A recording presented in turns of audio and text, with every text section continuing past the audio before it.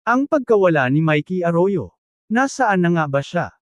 Sa mundo ng politika sa Pilipinas, may mga pangalan na biglang nawawala sa eksena, parang bula na lang na naglaho.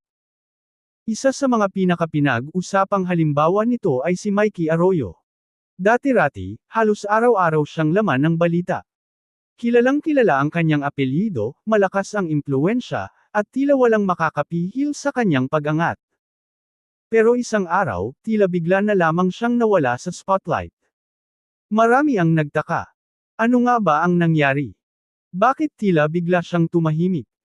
At higit sa lahat, ano na ang buhay niya ngayon? Para mas maintindihan ang kanyang paglayo sa politika, kailangan balikan ang panahong nasa rurok siya ng kapangyarihan.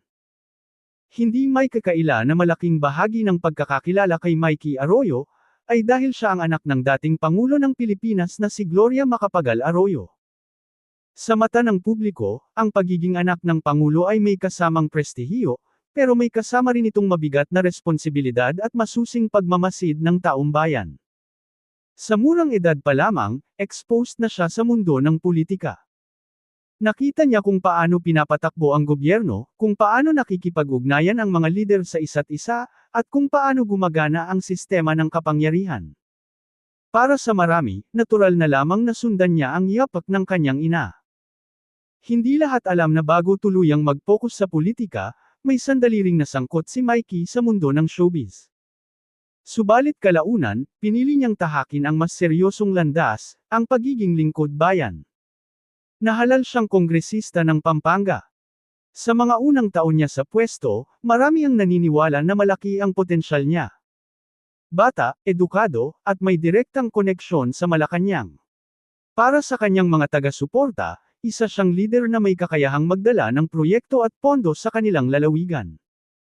Ngunit sa politika, hindi sapat ang pangalan lamang. Habang tumatagal, hindi na lamang proyekto at batas ang pinag-uusapan tungkol sa kanya.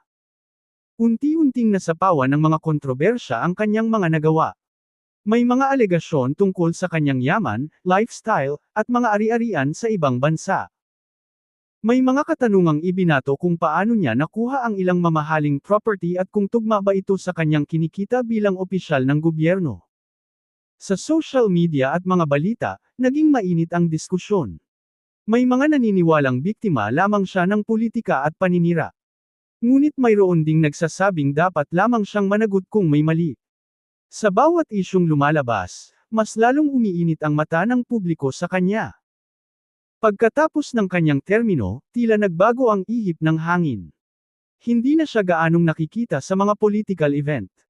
Wala na rin siyang agresibong kampanya para sa panibagong posisyon.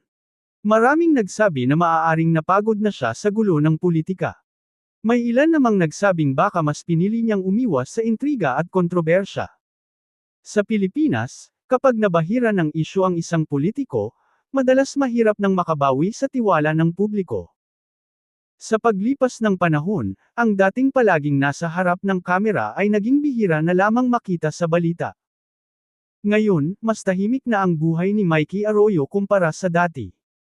Hindi na siya sentro ng pambansang diskusyon. Mas nakatuon na raw siya sa kanyang personal na buhay at pamilya. May mga ulat na mas pinili niyang magnegosyo at pamahalaan ang kanyang mga pribadong interes kaysa muling sumabak sa halalan.